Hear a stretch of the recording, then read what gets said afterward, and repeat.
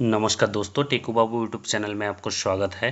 आज की वीडियो में हम सीखेंगे एक्सेल की एरर के बारे में।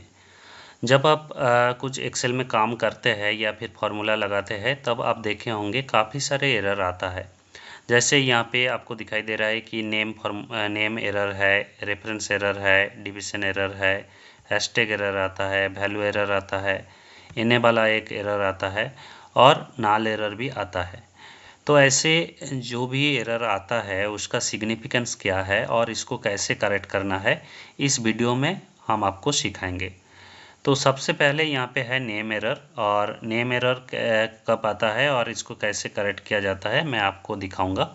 तो यहाँ पे देखिए कुछ डेटा दिया हुआ है। तो यहाँ पे मैं इसका फार्मूला लगा के मैं साम निकालना चाहूँगा।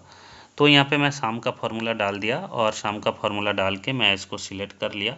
देखिए एंटर कर दिया तो इसका समेशन आ गया। तो यहाँ पे एरर कब आएगा, यहाँ पे देखिए ये साम फार्मूला में एक टेक्स्ट है SUM बोल के। तो ये टेक्स्ट में आप जब एक लेटर मिसिंग करेंगे या फिर रॉन्ग डाल देंगे, जैसे हो गया यहाँ पे मैं यू को हटा देता हूँ। यू को हटा के मैं जब डालूँगा तब यहाँ पे देखिए नेम एरर आ रहा है।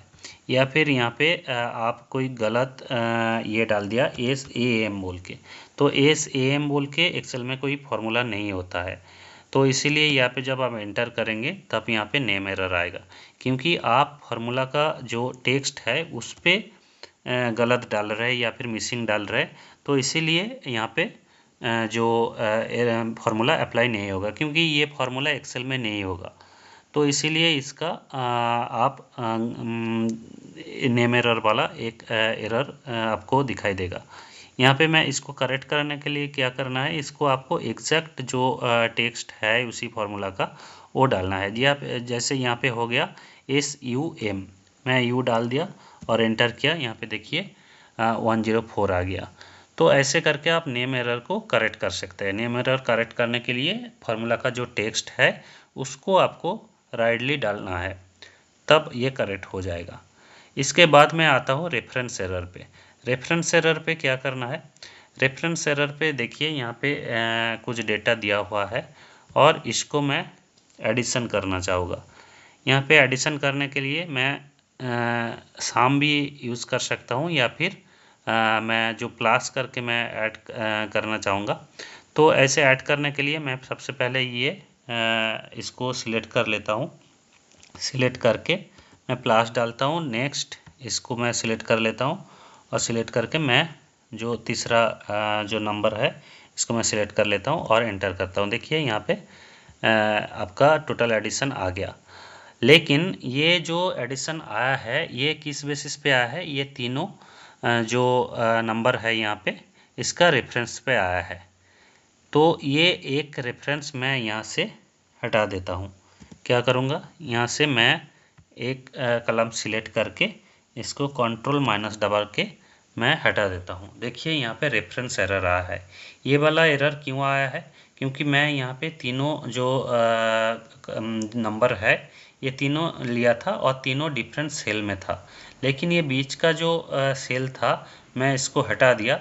तो इसीलिए यहाँ पे रेफरेंस एरर आ गया। तो रेफरेंस एरर को करेक्ट करने के लिए आपको पर्टिकुलर यहाँ पे जो नंबर दिया हुआ है उस रेफरेंस पे आपको लेना पड़ेगा। तो मैं इसको फिर से क्लिक करता हूँ। देखिए बीच वाला जो लेटर था, बीच वाला जो सेल था यहाँ पे, तो ये वो हट गया है। तो इसीलिए हटने के कारण से ये रेफरेंस वाला एरर आ गया। तो इसको मैं हटा देता हूँ। रेफरेंस वाला एरर को करेक्ट करने के लिए ये बीच में जो आपका जो एक्चुअल रेफरेंस है और पहले पुराना जो रेफरेंस था जिसको जो अभी नहीं है उसको आपको रिमूव कर देना है। रिमूव करके आप जब एंटर दबाएंगे तो ये एग्जैक्ट डेटा आ गया, क्योंकि इसका एडिशन मैं पुराना वाला इसीलिए हटा दिया था क्योंकि ये पुराना वाला मुझे नहीं चाहिए था। तो इसको मैं हटा दिया हूँ और ये मुझे इस रेफरेंस पे मुझे डेटा चाहिए, इस रेफरेंस पे डेटा चाहिए। तो यहाँ पे देखिए उसी रेफरेंस में डाला हूँ, पुराना वाला जो रेफरेंस था उसको हटा के।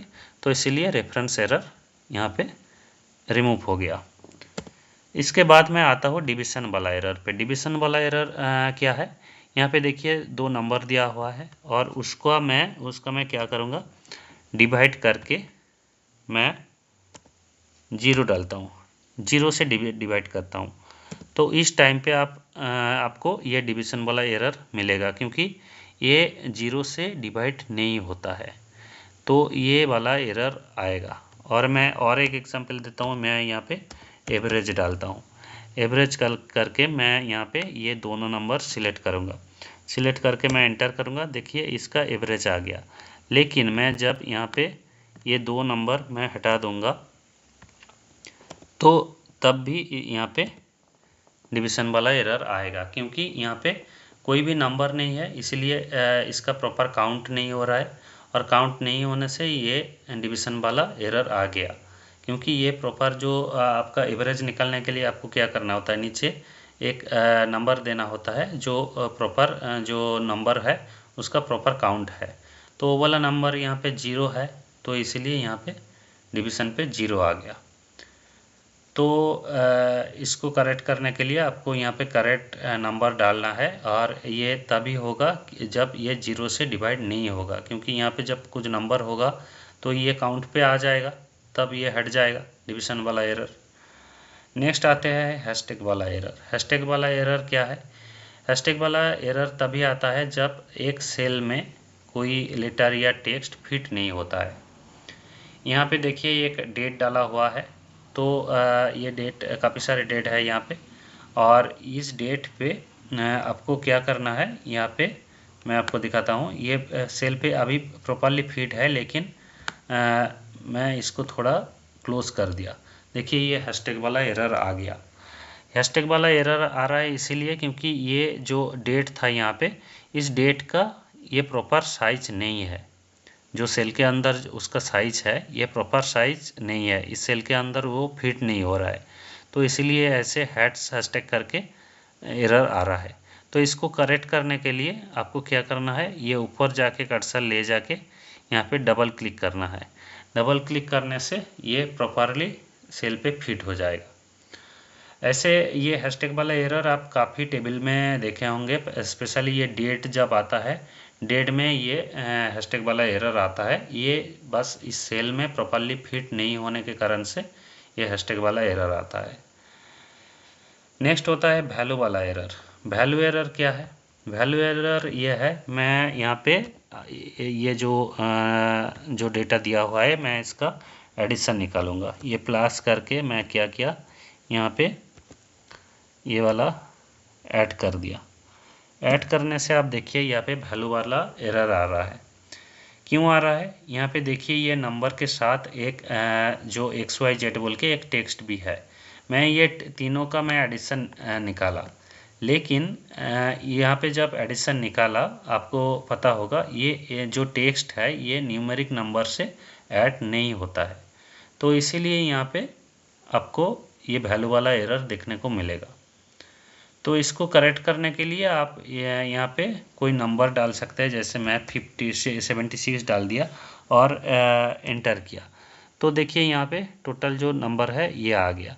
लेकिन जब आप यहाँ पे XYZ डालेंगे या फिर कोई दूसरा टेक्स्ट आपका रह जाएगा यहाँ पे, तब ये वैल्यू वाला एरर आएगा। इसको करेक्ट करने का दूसरा तरीका भी है, यहाँ पे इक्वल डाल के जब आप सम फार्मूला यूज़ करेंगे, ये एडिशन के जो ऑल्टरनेटिव है, मैं यहाँ पे सम फार्मूला यूज़ करके भी कर सकता हूँ। तो ये सम फार्मूला यूज़ करके आप प्रॉपरली आप इसको सिलेक्ट कर लीजिए। सिलेक्ट करके जब एंटर दबाएंगे, ये 104 आ गया, क्योंकि ये सम जब होता है वो बस नंबर को ही एक्सेप्ट करेगा। ये जो यहाँ पे टेक्स्ट वाला जो डेटा है इसको एक्सेप्ट नहीं करेगा, तो उस टाइम पे वो एरर नहीं शो करता है। लेकिन जब आप प्लस डाल के एडिशन करेंगे, तब यहाँ पे कोई भी टेक्स्ट रह जाएगा तो वो वैल्यू वाला एरर शो करेगा। नेक्स्ट है एनए वाला एरर। एनए वाला एरर कब आता है? यहाँ पे देखिए एक टेबल दिया हुआ है, और मैं यहाँ से क्या निकालना चाह रहा हूँ कि ये जो पर्टिकुलर नेम है उसका क्लास क्या है, वो मैं निकालना चाह रहा हूँ। वो निकालने के लिए मैं यहाँ पे VLOOKUP फार्मूला यूज़ किया, और VLOOKUP फार्मूला यूज़ करके मैं इसका जो कौन सा क्लास में पढ़ता है वो मैं निकाला। यहाँ पे तपन दिया हुआ है, तपन एक नेम है। ये तपन जो है, ये तपन इस टेबल पे है, इसीलिए यहाँ पे तपन के अगेंस्ट पे यहाँ पे जो भी क्लास पे वो पढ़ता है वो आ गया।